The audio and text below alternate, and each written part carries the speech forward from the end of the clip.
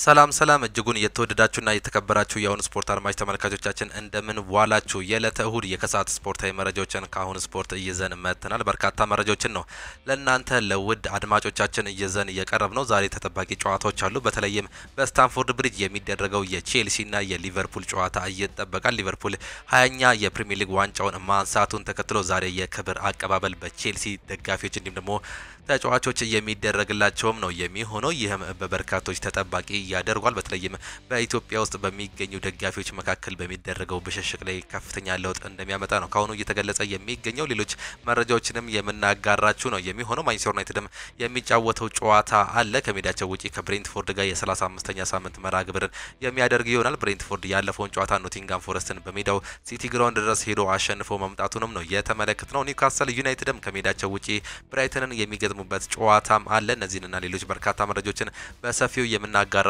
ይሆናል። ከክለብ መረጃዎችም ጋር የተለያዩ መረጃዎች አሉ። ማንቸስተር ዩናይትድ፣ አርሰናል፣ ሊቨርፑል፣ ሪያል ማድሪድ፣ ባርሴሎና እንዲሁም ደግሞ ማንቸስተር ሲቲና ቼልሲ የመሳሰሉ ክለቦችን መረጃ ይዘን የቀረብን ነው የሚሆነው። ከእናንተ የሚጠበቀው እስከ መጨረሻው ድረስ ከኛ ጋር እንዲቆዩ እንጋብዛችኋለን። እኛ ቀጥታ ወደ ፕሮግራሞቻችን አልፈን ሚኬል አርቴታ ውጤቱን እንቀለብሰዋለን ብለዋል። የመድፈኞቹ ዋና አሰልጣኝ ሚኬል አርቴታ ቡድናቸው የፒኤስጂን ጨዋታ ውጤት ይቀለብሳል የሚል ከፍተኛ እምነት እንዳላቸው ነው የገለጹት። አሰልጣኝ ወደ ፓሪስ አቅንቶ ውጤቱን መቀልበስ ይችል እንደሆነ የተጠየቁት ሚኬል አርቴታ ማድረግ እንደምንችል በጣም እርግጠኛ ነኝ ሲሉ ነው የተናገሩት። የቡድኑ የመሃል ሜዳ ተጫዋች የሆነው ሚኬል ሜሪኖ በበኩሉ ቀኑ ደርሶ ወደ ፓሪስ ለመሄድ ቸኩለናል ሲልም አስተያየቱንም ሰጥቷል። የፒኤስጂው የፊት መስመር ተጫዋች ኦስማን ዴምቤሌ በሳምንቱ አጋማሽ በደረሰው የአርሰናል ጨዋታ ጉዳት ማስተናገዱ ይታወስ ነበር። ፒኤስጂ ባወጣው መግለጫ መሰረት ኦስማን ዴምቤሌ ጉዳት እንዳለበት እንዲሁም ደግሞ ተጨማሪ ምርመራ እንደሚያደርግ ገልጾ አገግሞ የመመለሻ ጊዜው አላወቅንም ሲሉ ነው የገለጹት። ይሁን እንጂ ኦስማን ዴምቤሌ ከትላንትናው የፒኤስጂ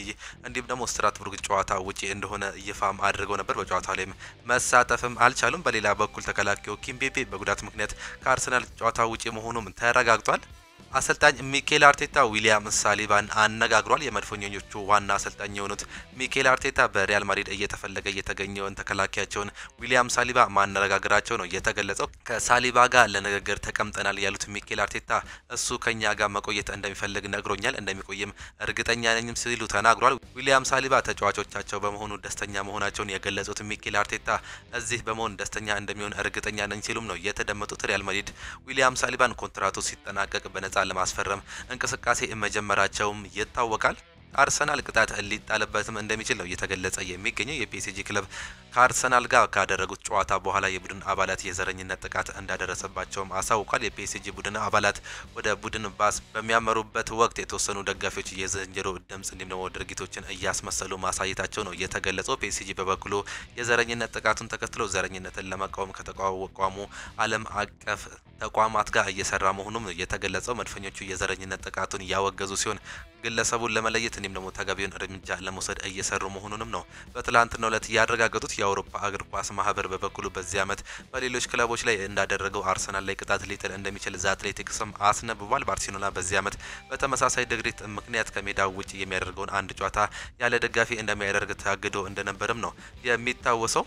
ቡካዮ ሳካ ትኩረት ተደርጎብኝ ነበር ሲልም ተናግሯል። የመድፈኞቹ የፊት መስመር ተጫዋች የሆነው ቡካዮ ሳካ በፒኤስጂ ጨዋታ ላይ ትኩረት ተደርጎበት እንደነበር ነው የገለጸው። በፒኤስጂ ጨዋታ ስላሳየው አቋም የተነሳለት ቡካዮ ሳካ እኔ እንዲይዙ ለብዙ ተጫዋቾች ኃላፊነት ሰጥተው ነበር በማለትም ነው የገለጸው። በጨዋታው ክፍተት ለማግኘት አዳጋች ነበር ያለው ቡካዮ ሳካ በመልሱ ጨዋታ ምን አይነት መንገዶችን ማግኘት እንደምችል እንመለከታለንም ሲል ተናግሯል። አክሎም ከአርሰናል ጋር ዋንጫ ማሸነፍ ባላንዶር ማሸነፍ ህልሜ ነው ሲል ጨምሮም ተናግሯል። ላሚን ያማል እውነት አይመስለኝም፣ በህይወቴ ከ17 ዓመት ልጅ ይህንን አይነት የእግር ኳስ ደረጃ አይቼ አላውቅም፣ የሚገርም ጨዋታ ነው፣ ችሎታም እጅግ በጣም አስገራሚ ነው ሲል ስለ ላሚን ያማል ቡካዮ ሳካ ሀሳቡንም ገልጿል። አሰልጣኝ ሩበን አሞሪም በካርሎስ ካሴሜሮ መሻሻልም ተደንቋል። ፖርቹጋላዊ አሰልጣኝ ሩበን አሞሪም ብራዚላዊ የአማካይ ስፍራ ተጫዋች ካርሎስ ካሴሜሮ ከሰሞኑ ባሳየው የብቃት መሻሻል እጅጉን መደነቃቸው ነው የተገለጸው። በተጨማሪም የ5 ጊዜ የሻምፒየንስ ሊግ ዋንጫ አሸናፊው ተጫዋች ጠንክሮ መስራቱን ቦታውን እንዲያስከብር እንዳደረጋቸው ያምናሉ ሲሉም ነው የገለጹት። በተጨማሪም ካርሎስ ካሴሜሮ በተቀያሪ ወንበር ላይ በተቀመጠባቸው በርካታ ወራትም ምንም አይነት የጸባይ ለውጥ አለማሳየቱ የተጫዋችን የላቀ ፕሮፌሽናሊዝም ማሳያ ተደርጎ ተወስዷልም ነው እየተባለ የሚገኘው የአማካይ ስፍራ ተጫዋች አሁን ላይ እያሳየ ባለው አቋም መቀጠል ከቻለ የቋሚነት ቦታውን አስከብሮ እንደሚቀጥል በአሰልጣኝ ሩበን አሞሪም አማካይነትም እንደተዘነገረው ነው ለማንቸስተር ዩናይትድ ቅርብ የሆነው ጋዜጠኛ ሳሙኤል ሉኸርስት እያስነበበው። ስኮት ማክቶሚናይ በማንቸስተር ዩናይትድ ቤት በነበረበት ጊዜ ይልቅ በዚህ ሰዓት በናፖሊ ቤት ያለው ብቃት ጠንካራ ይመስለኛል ሲሉ ነው እየተገለጸ የሚገኘው። ስኮት ማክቶሚናይ እኛ ጋር ብዙ ነገር ተሻሽሏል፣ እሱ ማንቸስተር ዩናይትድ ውስጥ እያለ ቁልፍ እንዲሁም ደግሞ ጠቃሚ ሚናን እንዲወጣ እድል አልነበረውም። እኛ ግን ለስኮት ማክቶሚናይ ያንን እድል መስጠትም ችሏል። እሱ ወደኛ ከመጣ ጊዜ ጀምሮ ልምዶችን ጠንክሮ በመመስራት ራሱን ማሳደግ እንዲሁም ደግሞ ማሻሻልም ችሏል። በዚህ ሰዓት ላይ ስኮት ማክቶሚናይ የሆነ ተጫዋች እጅግ በጣም አስገራሚ ተጫዋች ነው ሲል አንቶኒዮ ኮንቴ ስለዚህ ተጫዋች ሀሳባቸውንም እንዲሁም ደግሞ ግልጽ አድርገው መናገርም ነው የቻሉት። የአትሌቲኮ ቢልባኦ የፊት መስመር ተጫዋች የሆነው ኢናኪ ዊሊያም 3-0 በማንቸስተር ዩናይትድ በገዛ ሜዳቸው ተሸንፋቸዋል። ውጤቱን መቀልበስ ይቻላል ተብሎ ለተጠየቀው ጥያቄ የሰጠውን ምላሽ ደግሞ እናቀርብላችሁ። እኛ በኦልድ ትራፎርድ ስቴዲየም 3-0 በሆነ ውጤት ማሸነፍ እንችላለን፣ ያንንም ማድረግ እንችላለን ሲል ነው በእምነት የተናገረው። ማንቸስተር ዩናይትድ ጀርመናዊውን የ29 ዓመት የተከላካይ ለማስፈረም ፉክክር ውስጥ ገብቷል። በክረምት የዝውውር መስኮት ከጀርመኑ ክለብ ባየር ሊቨርኩሰን ጋር በነፃ ኮንትራት የሚለያየውን ተጫዋች ማንቸስተር ዩናይትድ በነፃ ኮንትራት ማስፈረምም ይፈልጋል። ማንቸስተር ዩናይትዶች ከሩበን አሞሪም ጋር ውይይትም አድርጓል። ሌሎች የአውሮፓ ሀያላን ክለቦች ተጫዋቹን በነፃ ኮንትራት ለማስፈረም ፉክክር ውስጥ ይገኛሉ። ባርሴሎና፣ ባየር ሙኒክ እንዲሁም ደግሞ ሪያል ማድሪድ ተጠቃሽ ከሆኑ ክለቦች መካከልም ነው የሚገኙት ሲል ፍሎሪያን ፕሌትስበርግም አስነብቧል። ፖርቹጋላዊ የማንቸስተር ዩናይትድ አሰልጣኝ ሩበን አሞሪም ለማንቸስተር ዩናይትድ ተጫዋች በሙሉ ካርሎስ ካሴሚሮን እንደ ትልቅ አርአያ ምሳሌ እንዲመለከቱት እንዲሁም ከሱ እንዲማሩ ነግሯቸዋል ነው እየተባለም የሚገኘው። የማንቸስተር ዩናይትድ ተጫዋች ጠንክረው መሰልጠን አለባቸው፣ ጠንክረው መስራት አለባቸው፣ እንዲሁም ፕሮፌሽናል ተጫዋች መሆንም አለባቸው። በምንም አይነት ሁኔታ ተስፋ መቁረጥ የለባቸውም። አሰልጣኛቸው የመጫወቻ ደቂቃ በሚሰጣቸው ሰዓት ላይ ከብዙሃኑ ሚዲያ ዘለፋ እንዲሁም ደግሞ ነቀፋ በምታስተናግዱበት ሰዓት ላይ ሩበን አሞሪም እንደዚህ አይነት አስተሳሰብ ያለው ተጫዋች ይወዳል። ካርሎስ ካሴሚሮ ለዚህ ጥሩ ምሳሌ አድርጎ ለማንቸስተር ዩናይትድ ተጫዋቾች መነሻ እንዲሆናቸው ነግሯቸዋል ሲል ነው ፋብሪዚዮ ሮማኖ እየተናገረው። ጨምሮም ማንቸስተር ዩናይትድ የምልመላ ኃላፊ በመሆን እያገለገለ የሚገኘው ክሪስቶፈር ቪቬል በጣሊያን ክለብ ፊዮሬንቲና እንዲሁም ደግሞ በስፔኑ ክለብ ሪያል ቤቲስ መካከል የተደረገውን የዩሮፓ ሊግ ኮንፈረንስ የመጀመሪያ ዙር ጨዋታ የግማሽ ፍጻሜ ጨዋታን ለመመልከት ታድመው እንደነበረም ነው ፋብሪዚዮ ሮማኖ ማረጋገጥ የቻለው። አሰልጣኝ ፔፕ ጋርዲዮላ ኬቨን ዴብሩይነ ምንም ማረጋገጥ አያስፈልገውም ሲሉ ነው ከትላንት በስቲያ በነበረው ጨዋታ ላይ ሀሳባቸውን መስጠት እየቻሉት። የማንቸስተር ሲቲ ዋና አሰልጣኝ ፔፕ ጋርዲዮላ ኬቨን ዴብሩይነ ስላለው አቅም ምንም ማረጋገጥ አያስፈልገውም ሲሉ ተናግሯል። ኬቨን ዴብሩይነ ምንም ማረጋገጥ አያስፈልገውም ሲሉ ፔፕ ጋርዲዮላ እየተናገሩ ሲሆን እሱ ያለውን አቅም እንዲሁም ብቃት በደንብ አውቀዋለሁ ፔፕ ጋርዲዮላ፣ ነገር ግን ክለቡን እየለቃል ሲሉም ነው የተናገሩት። ኬቨን ዴብሩይነን የማይተካ ተጫዋች ነው። በብቃት ደረጃ ብቻ ሳይሆን በደጋፊዎቹ ልብ ውስጥም ያለ ምን ያህል እንዳለው ቦታውንም አውቀዋለሁ ሲሉ ፔፕ ጋርዲዮላ ስለ ኬቨን ዴብሩይነ ሀሳቡን ገልጿል። ከትላንት በስቲያ ጨዋታ በኋላ እንግዲህ አቅሜን አሳይቻለሁ ማለቱን ተከትሎ ነው ይህንን ምላሽ መስጠት የቻሉት አሰልጣኙ። ጆናታን ታህ ወደ ሪያል ማድሪድ የሚሄድበት እድል እንዳለ መረጃዎች እየወጡም ነበር። ጀርመናዊ የባየር ሊቨርኩሰን የመሃል ተከላካይ ጆናታን ታህ በቀጣይ ሪያል ማድሪድን ሊቀላቀል እንደሚችልም ተገልጿል።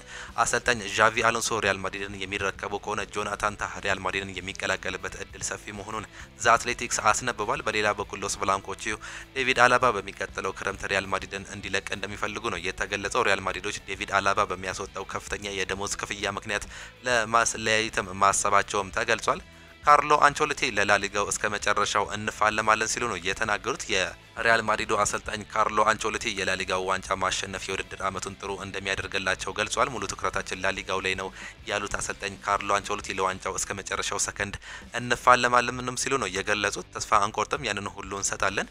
የውድድር አመቱ አሁንም ቢሆን ምርጥ መሆንም ይችላል ሲሉ ካርሎ አንቸሎቲም ጨምረው ተናግሯል። አሰልጣኝ ካርሎ አንቸሎቲ በንግግራቸው ወቅት የወደፊት ቆይታቸው የላሊጋው በመጠናቀቅ ማግስት እንደሚታወቅም ነው ያሳውቁት። ከክለቡ ጋር እሰጥ አገባ ውስጥ አልገባውም ያሉት ካርሎ አንቸሎቲ ክለቡን እወደዋለሁ፣ ክለቡንም ይወደኛል፣ ስንብቴም መቼም ይሁን ድንቅ ነው የሚሆነው ሲሉም ነው ሀሳባቸውን ማጠቃቀልም እየቻሉት። ባርሴሎና የተለየ አርማም ይጠቀማል። የካታላኑ ነው ባርሴሎና ከሪያል ማድሪድ ጋር በሚያደርጉት የኤል ክላሲኮ ጨዋታ የተለየ አርማ በማሊያቸው ላይ እንደሚጠቀሙ ነው ያሳወቁት። ባርሴሎና ከማሊያ አጋሩ ጋር ስፖቲፋይ ጋር ባለው ስምምነት መሰረት ከቅርብ ዓመታት ወዲህ በኤል ክላሲኮ ጨዋታ ላይ የተለያዩ አርቲስቶችን አርማም ይጠቀማል። በአሁኑ የኤል ክላሲኮ ጨዋታ ደግሞ የአሜሪካውን አቀንቃኝ ትራቪስ ስኮት አርማ እንደሚጠቀሙ ይፋ አድርጓል። ባርሴሎና ከአቀንቃኙ ጋር በጋራ በመሆን ለሽያጭ ያቀረባቸው ማሊያዎች በአንድ ሰዓት ውስጥ ተሽጠው መጠናቀቃቸው ነው የተገለጸው። ባርሴሎና ከሽያጩ 1.5 ሚሊዮን ዩሮ ገቢ ማድረጉም ተዘግቧል። ዛሬም በአውሮፓ ታላላቅ ሊጎች የሚደረጉ ጨዋታዎች አሉ። ተወዳጁን የእንግሊዝ ፕሪሚየር ሊግ የ35ኛ ሳምንት መርሃ ግብር ጨምሮ በርካታ ጨዋታዎች ይደረጋሉ። በእንግሊዝ ፕሪሚየር ሊግ 4 ያክል ጨዋታዎች የሚደረጉ ሲሆን ቀን 10 ሰዓት እንዲሁም ደግሞ ምሽት 12 ሰዓት ተኩል ላይ የሚደረግ ጨዋታ ይጠበቃል። ከባዱ ጨዋታ እንዲሁም ደግሞ ተጠባቂው የሚሆነው በስታንፎርድ ብሪጅ ቼልሲ ከሊቨርፑል ጋር የሚያደርጉት ጨዋታ ነው። በዚህ ጨዋታ ላይ እንግዲህ ቼልሲዎች በሜዳቸውና በደጋፊዎች ፊት ሊቨርፑልን የክብር አቀባበል እንደሚያደርጉላቸው ይፋ ተደርጓል። ይህም እንግዲህ የሚታወቅ ጉዳይ ነው። ያለፈው ሳምንት ማረጋገጡን ተከትሎ እንዲሁ ማንቸስተር ዩናይትድ ኒውካስል እንዲሁም ደግሞ ቶተናም ሆትስፐርም ከሜዳቸው ውጪ የሚያደርጉት የቀን 10 ሰዓት ጨዋታ ተጠባቂ ነው። ማንቸስተር ዩናይትድ ከሜዳቸው ውጪ ብሬንትፎርድን የሚገጥሙ ይሆናል። ብሬንትፎርድ ያለፈውን ጨዋታ ኖቲንጋም ፎረስትን እንግዲህ በሜዳቸውና በደጋፊዎች ፊት በሲቲ ግራውንድ ሄደው 2-0 ማሸነፋቸውን ተመልክተን ነበር። ዛሬ ደግሞ በሜዳቸውና በደጋፊዎች ፊት ነው 14ኛ ደረጃ ላይ የተቀመጠውን ማንቸስተር ዩናይትድን የሚገጥሙ የሚሆኑት። እነዚህ ሁለቱ ክለቦች 34 ጨዋታዎች በእንግሊዝ ፕሪሚየር ሊግ አድርገዋል። ብሬንትፎርድ 14 ጨዋታዎችን አሸንፎ 13ቱ ተሸንፎ እንዲሁም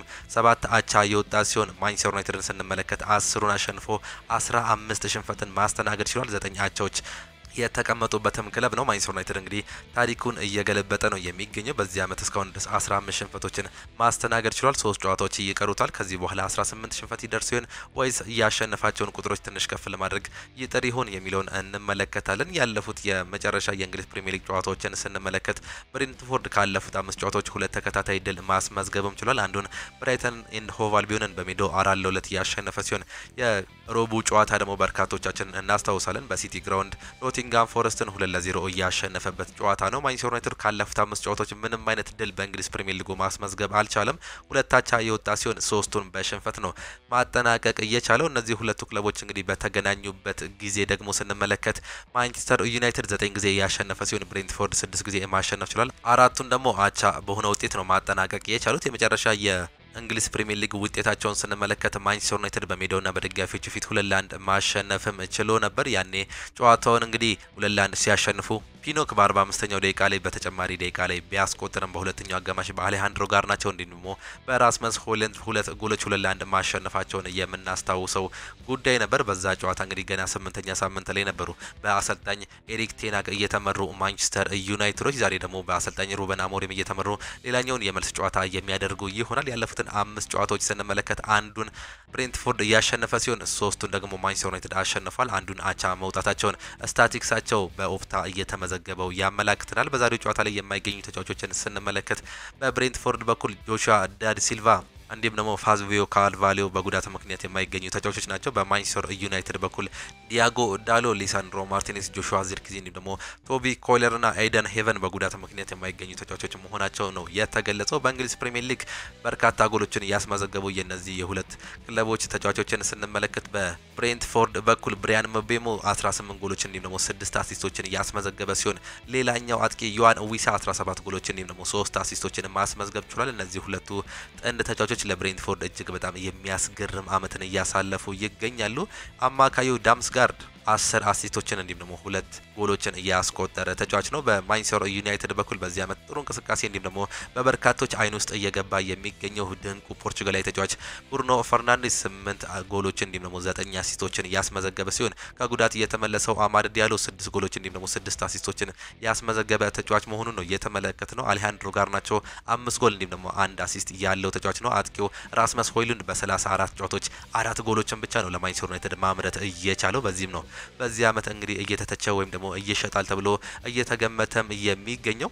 የደረጃ ሰንጠረዣቸውን ስንመለከት ብሬንትፎርድ በ49 ነጥብ እንዲሁም ደግሞ በ8 ንጹህ ጎል 11ኛ ደረጃ ላይ የተቀመጠ ሲሆን ማንቸስተር ዩናይትድ በ39 እንዲሁም ደግሞ በ8 የግብ ዕዳ እንግዲህ 14ኛ ደረጃ ላይ መቀመጥ ችሏል። ምንም እንኳን የመውረድ ጋሬጣው እንግዲህ እንደተላለፈ ወይም ደግሞ እንደማይወርድ ከተረጋገጠ በኋላ ማንቸስተር ዩናይትድ ፎከሱን ወይም ደግሞ ትኩረቱን ወደ ዩሮፓ ሊጉ በማድረግ ያለፈውን ሳምንት እንግዲህ ከሜዳቸው ውጪ ወደ ባስክ ግዛት አቀንተው እንግዲህ አሸንፈው መምጣታቸው የሚታወስ ጉዳይ ነው። አትሌቲክ ቢልባኦ ይህም ወደ ፍጻሜ የሚያደርግላቸውን አንደኛውን ጉዞ ለማጠናቀቅ ግማሽ መድረሳቸው ነው እየተገለጸ የሚገኘው። በዚህም የዛሬውን ጨዋታ ምናልባትም አንዳንድ ተጫዋቾችን ሊያሳርፉ እንደሚችል ካሁኑ ግምትም እየወጣም ይገኛል። ምናልባት ማንቸስተር ዩናይትድ ዛሬም ዳግም ሽንፈት ሊያስተናግድበት የሚችልበት ሰፊ እድል እንዳለ በበርካቶቹ ግምት እየወጣ ነው የሚገኘው። ሌላኛው ብራይተን ኤንድ ሆቭ አልቢዮን ከኒውካስል ዩናይትድ ጋር የሚያደርጉት ተጠባቂ ጨዋታ ማለት ኒውካስል ዩናይትድ በአሁን ሰዓት ላይ አራተኛ ደረጃ ላይ ቢቀመጥም ቻምፒየንስ ሊግ ውስጥ ለመቆየት የሚያደርገውን ጥረት ከፍ ለማድረግ ይፈልጋል። ብራይተን ኤንድ ሆቭ አልቢዮን ደግሞ ወደ ዩሮፓ ሊጉ ወይም ደግሞ ወደ ኮንፈረንስ ሊጉ ለማለፍ ከፍተኛ ጥረት ለማድረግ እንደሚጥሩ ነው እየተገለጸ የሚገኘው። ኒውካስል ዩናይትድ እንግዲህ ዛሬ የሚያሸንፍ ከሆነ ዳግም ወደ ሶስተኛ ደረጃነትም መምጣትም ይችላል። ማንቸስተር ሲቲ ከትላንት በስቲያ ማሸነፉን ተከትሎ ወደ ሶስተኛ ደረጃነቱን በሁለት ነጥብ ከፍ በማድረግ ማለፍም የቻለበትን አጋጣሚ ነው መመልከት እየቻለው። ይህንን እድል እንግዲህ ላላማጣት ነው ኤዲ ሃው ዛሬ ከሜዳቸውና ከደጋፊያቸው ውጪ ወደ አሜሪካን ኤክስፕረስ ወይም ደግሞ አሜክስ የሚጓዙም የሚሆኑት። እነዚህ ሁለቱ ክለቦች ጨዋታ ባደረጉበት ጊዜ 15 ጊዜ ብራይተን ኤንድ ሆቭ አልቢዮን ያሸነፈ ሲሆን 11ን ኒውካስል ዩናይትድ አሸንፏል። 10ን ደግሞ አቻ ነው መለያየት የቻሉት። በዚሁ በዚህ ዓመት በተደረገ ጨዋታ እንግዲህ 2-1 በሆነ ውጤት ከሜዳቸው ውጪ ብራይተን ኤንድ ሆቭ አልቢዮን ኒውካስል ዩናይትድን ማሸነፍ ችለው ነበር። ያልተጠበቀ ውጤት ነበር ለኒውካስል ዩናይትድ። በዛ ጨዋታ ላይ አሌክሳንደር አይዛክ ምንም እንኳን በፔናልቲ ቢያስቆጠርም ሚንታ እንዲሁም ደግሞ ዳኒ ዊልቤክ ሁለቱን ጎሎች በማስቆጠር እንግዲህ ማሸነፍ ችለው ነበር። ይህ የተደረገው እንግዲህ በኤፍኤ ካፕ 16 ውስጥ ጥሎ ማለፍ እንደነበር ነው የተመለከት ነው። እንዲሁ በእንግሊዝ ፕሪሚየር ሊግ የተደረገውን ጨዋታ ስንመለከት ኒውካስል ዩናይትድ በሜዳውና በደጋፊዎች ፊት በዳኒ ዊልቤክ ብቸኛ ጎል ብራይተን ኤንድ ሆቭ አልቢዮን ኒውካስል ዩናይትድን አሸንፎ መውጣቱን ተመልክተን ነበር። ባለቀ ሰዓት ላይ ዳንበር ነው ጎል ቢያስቆጥርም እንግዲህ ከጨዋታው ውጪ እንደነበረች ነው በዛ ጨዋታ ላይ የምናስታውሰው። ዛሬ ደግሞ እንግዲህ ዳግም መገናኘትም ችሏል። ብራይተን ኤንድ ሆቭ አልቢዮን በሜዳውና በደጋፊዎች ፊት በእንግሊዝ ፕሪሚየር ሊግ ባደረጓቸው 34 ጨዋታዎች ኒውካስል ዩናይትድ እስካሁን ድረስ 19ን አሸንፎ 10 ሽንፈት አስተናግዷል። አምስቱን ደግሞ አቻ ነው ማጠናቀቅ እየቻለው። ብራይተን ኤንድ ሆቭ አልቢዮንን ደግሞ ስንመለከት 13 እያሸነፈ ሲሆን 9 ሽንፈት አስተናግዷል። 12ቱን ደግሞ በአቻ ውጤት ነው ማጠናቀቅም እየቻለው። የመጨረሻ ተከታታይ የእንግሊዝ ፕሪሚየር ሊግ ውጤታቸውን ስንመለከት አንድ ድል ብቻ ነው ማስመዝገብ እየቻለው ብራይተን ኤንድ ሆቭ አልቢዮን ዌስትሃም ዩናይትድን ያሸነፈበትን አጋጣሚ፣ ሌሎቹን አንዱን አቻ ሲወጣ በሶስቱ ደግሞ ሽንፈት ማስተናገድም ችሏል።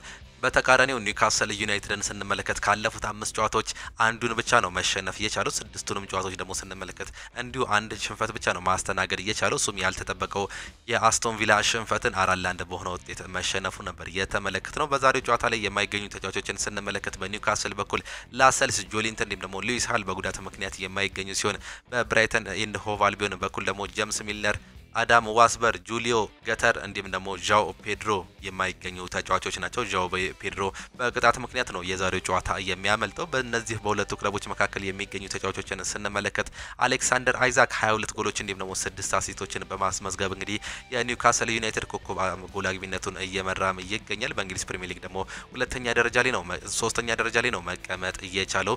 በእንግሊዝ ፕሪሚየር ሊግ ደግሞ ታላላቅ 3 ጎል አስቆጣሪዎች ውስጥ አንዱ መሆንም ችሏል። ሙሐመድ ሳላህ፣ አሌክሳንደር አይዛክ እንዲሁም ደግሞ ኤርሊንግ ብሮት ሃላንድ በዚህ ዓመት እንግዲህ ብዙ ጎል ያስቆጠሩ የ2024-25 ተጫዋቾች መሆናቸው ይታወቃል። በብራይተን ኤንድ ሆቭ አልቢዮን በኩል ደግሞ ዣኦ ፔድሮ 10 ጎሎችን እንዲሁም ደግሞ 6 አሲስቶችን ማስመዝገብ እየቻለ ተጫዋች ነው። ዳኒ ሚሳህ ዊልቤክ 9 ጎሎችን እንዲሁም 4 አሲስቶችን ያስመዘገቢውን ሲሆን ከአሩ ሚቱማ 9 ጎሎች እንዲሁም ደግሞ 3 አሲስቶች ያሉት ተጫዋች ነው። ይህ ተጫዋች እንግዲህ በበርካታ ጊዜ በጉዳት ምክንያት ከሜዳ ውጪ የነበረ ተጫዋች ነው። በኒውካስል በኩል ጃኮብ መርፊ ሁለተኛ ደረጃነቱን መያዝ ችሏል። 8 ጎሎችን እንዲሁም 11 አሲስቶችን ማድረግ የቻለ ሲሆን ሃርቬ ባርንስ 9 ጎሎችን እንዲሁም ደግሞ 4 አሲስቶች አሉት። አንቶኒ ጎርደን ደግሞ 6 ጎሎች እንዲሁም ደግሞ 5 አሲስቶች ያስመዘገበ የኒውካስል ዩናይትድ ተጫዋች ነው። የዛሬውም ጨዋታ እንግዲህ በበርካቶች የሚያስጠብቀው ይህም ምክንያት መሆኑ ነው የተመለከተው። ቶተንሃም ሆትስፐር ከዌስትሃም ዩናይትድ ጋር ከሜዳቸው ውጪ የሚያደርጉት ጨዋታ ይጠበቃል። በለንደን ስቴዲየም የሚደረግ ጨዋታ ነው። ይህም በተመሳሳይ 10 ሰዓት የሚጀምረው ጨዋታ በደረጃ ሰንጠረዡ 16ኛ እንዲሁም ደግሞ 17ኛ ደረጃ ላይ መቀመጥም ችሏል። በአንድ ነጥብ ነው እነዚህ ሁለቱ ክለቦች የሚለያዩት። 37 እንዲሁም ደግሞ 36 ነጥብ አላቸው። ቶተንሃም ሆትስፐር እንዲሁም ዌስትሃም ዩናይትድ በግራን ፖተር እየተመሩ እንግዲህ 17ኛ ደረጃ ላይ ዌስትሃሞች እየተቀመጠ ሲሆን በአንጌ ፖስት ኮግሉ ቶተንሃም ሆትስፐር እየተመራ 16ኛ ደረጃ ላይ መቀመጥ ችሏል። እነዚህ ሁለቱ ክለቦች በተገናኙበት ጊዜ ቶተንሃም ሆትስፐር 67 ጊዜ እያሸነፈ ሲሆን ዌስትሃም ዩናይትድ ደግሞ 52 ጊዜ ማሸነፍ ችሏል። 38ቱን በአቻ ውጤት ማጠናቀቅም ችሏል። በዚህ ዓመት በተደረገ የመጀመሪያ ዙር ጨዋታ በቶተንሃም ስቴዲየም በተደረገ ጨዋታ 4-1 በሆነ ውጤት ማሸነፍ ችሎ ነበር። ብቸኛውን ጎል ለዌስትሃም ዩናይትድ መሐመድ ቅዱስ ያስቆጠረ ሲሆን ለቶተንሃም ሆትስፐር ኩሉሴቭስኪ፣ ቢሱማ፣ አሪዮላ በራሱ ጎል እንዲሁም ደግሞ ሰን ሆንግሚን ያስቆጠሩበትን አጋጣሚ ተመልክተን ነበር። በዌስትሃም ዩናይትድ በኩል መሐመድ ቅዱስ ባለቀ ሰዓት ላይ እንግዲህ በቀይ ካርድ መውጣቱን የምናስታውሰው አንደኛው ኢንሲደንት እንደነበር ነው የተመለከትነው። የመጨረሻ ጨዋታቸውን ስንመለከት በፕሪሚየር ሊጉ ዌስትሃም ዩናይትድ ዩናይትድ እስካሁን ድረስ ማሸነፍ አልቻለም። ካለፉት 6 እና 7 ጨዋታዎች ውስጥ ቶተንሃም ሆትስፐር ደግሞ አንድ ድል ያስመዘገበ ሲሆን ሌሎችን በሽንፈት ነው ማጠናቀቅ እየቻሉ። በእንግሊዝ ፕሪሚየር ሊግ ባደረጓቸው በርካታ ጨዋታዎች መካከል ስንመለከት እንግዲህ ዌስትሃም ዩናይትድ 9 ጨዋታዎችን አሸንፎ 9ኛቸው ወጥቶ 16ቱን የተሸነፈ ሲሆን ቶተንሃም ሆትስፐር 11 አሸንፎ 4 አቻ የወጣ ሲሆን 19ኙን ግን በሽንፈት ነው ማስጠናቀቅ እየቻሉ። 3 ጨዋታዎች ይቀራቸዋል። 20 ይደፍኑ ወይስ ደግሞ እንዴት ይሆናል የምንመለከት ይሆናል በዚህ ሰዓት ላይ። በዛሬው ጨዋታም እንግዲህ ሌላኛውን ተጠባቂ እንደሚሆን ነው እየተመለከተን የምንገኘው። በቶተንሃም በኩል አምበሉ ሰን ሆንግሚን እንዲሁም ደግሞ ራድሩ ድራጉሲን በጉዳት ምክንያት የማይገኝ ተጫዋች ነው። ኦሮበርትም እንዲሁ ጉዳት ያስተናገደ ተጫዋች መሆኑ ነው እየተገለጸ የሚገኘው። በዌስትሃም በኩል ሚኬል አንቶኒ፣ ኤደርሰን አልቫሬዝ እንዲሁም ደግሞ ሳም ሪቬል በጉዳት ምክንያት የማይገኝ ሌላኛው ተጫዋች መሆኑን ስታቲክሳቸው ያመላክተናል። ሌላኛው እጅግ በጣም ተጠባቂው እንዲሁም ደግሞ በበርካቶች እንግዲህ ትልቅ አቀባበል የሚደረግበት ጨዋታ በስታንፎርድ ብሪጅ ቼልሲ ሊቨርፑልን የሚያስተናግድበት ጨዋታ ነው። በዚህ ጨዋታ እንግዲህ ሊቨርፑል ዋንጫውን መውሰዱን ማረጋገጡን ተከትሎ በ35ኛ ሳምንት የእንግሊዝ ፕሪሚየር ሊግ መርሃ ግብር ቼልሲ በሜዳውና በደጋፊዎች ፊት በለንደን እንግዲህ ስታንፎርድ ብሪጅ በሚደረገው ጨዋታ ላይ እያጨበጨበ ሊቨርፑሎችን እያከበረ ወደ ሜዳም የሚወስድበትም አጋጣሚ ዛሬ የሚጀምር ይሆናል። ካለፉት የሚቀሩት ከአራቱ ጨዋታዎች እንግዲህ 3ቱ የለንደን ክለቦች እያጨበጨቡ የሚቀበሉት እንዲሁም ደግሞ ክብር የሚሰጡት ይሆናል። ለሊቨርፑል የመጀመሪያው ቼልሲ ሲሆን ሁለተኛው አርሰናል ነው። ሶስተኛው ክሪስታል ፓላስ እንዲሁም ደግሞ ብራይተን። እነዚህ አራቱ ክለቦች እንግዲህ እያጨበጨቡ በክብር የሚቀበሉት ይሆናል። ሊቨርፑሎችን ቼልሲ ዛሬ ይህንን የሚጀምር ይሆናል። በእንግሊዝ ፕሪሚየር ሊግ ባደረጓቸው ጨዋታዎች እንግዲህ 82 ጊዜ ኒውካስል ያሸነፈ ሲሆን 64 ጊዜ ደግሞ ቼልሲ ማሸነፍ ችሏል። 49 ጊዜ አቻ ነው መለየት የቻሉት። በዚህው ዓመት በተደረገ ጨዋታ አንፊልድ ሮድ በተደረገ ጨዋታ 2-1 በሆነ ውጤት ማሸነፍ ችሎ ነበር። በ8ኛ ሳምንት የእንግሊዝ ፕሪሚየር ሊግ በዛ ጨዋታ ላይ በተደረገ እንግዲህ ሙሐመድ ሳላ እንዲሁም ደግሞ ከርቲስ ጆንስ ናቸው ሁለቱን ጎሎች ማስቆጠር የቻሉት። ብቸኛውን ጎል ኒኮላ ጃክሰን ለቼልሲ ማስቆጠሩንም በርካቶቻችን ተመልክተን ነበር። ዛሬ የመልሱ ጨዋታ ነው የሚደረገው። ካለፉት 5 ጨዋታዎች እንግዲህ ሊቨርፑል ተከታታይ 3 ድል ያስመዘገበ ሲሆን በሁለቱ ደግሞ አቻ ነው መለየት የቻሉት። የነዚህ የሁለቱ የመጨረሻ 5 ጨዋታዎች ስንመለከት በእንግሊዝ ፕሪሚየር ሊግ ቼልሲ 17 ጨዋታዎች ነው ያሸነፈው፣ 8 የተሸነፈ ሲሆን በ9ኙ አቻ መውጣት ችሏል። በእንግሊዝ ፕሪሚየር ሊግ ሊቨርፑልን ስንመለከት 25 ድል አስመዝግቦ 7 አቻ እንዲሁም ደግሞ 2 ሽንፈት ማስተናገድ ችሏል። አንዱ በበርንማውዝ አንዱ ደግሞ በኖቲንጋም ፎረስት መሆኑን ነው የተመለከትነው። የመጀመሪያው ሽንፈት እንግዲህ በ3ኛ ሳምንት መርሃ ግብር በኖቲንጋም ፎረስት 1-0 እየተሸነፈበት እንዲሁም ከዛ በኋላ ደግሞ በበርንማውዝ 2-0 እየተሸነፈበትን አጋጣሚ ተመልክተን ነበር። እነዚህ ሽንፈቶች ብቻ ነው በዚህ ዓመት እንግዲህ አሰልጣኝ አርነ ስሎት በመጀመሪያው ዓመት ሽንፈት ማስተናገድ እየቻሉት። በዚህም እንግዲህ የመጀመሪያውን ዋንጫቸውን በእንግሊዝ ፕሪሚየር ሊግ በራሳቸው ያሳኩ ሲሆን ሊቨርፑል ደግሞ ከማንቸስተር ዩናይትድ ጋር አቻ ወይም ደግሞ እኩል የሚያደርገውን 20ኛውን ዋንጫ እንዲያነሱ ምክንያት መሆንም ችሏል። በዚህ ጨዋታ ላይ ኮነር ብራድሊ ብቻ ነው በጉዳት ምክንያት የማይገኘው። በቼልሲ በኩል ደግሞ ዌስሊ ፎፋና፣ ማርክ ጉዩ እንዲሁም ደግሞ ዳትሮ ፎፋና በጉዳት ምክንያት የማይገኙ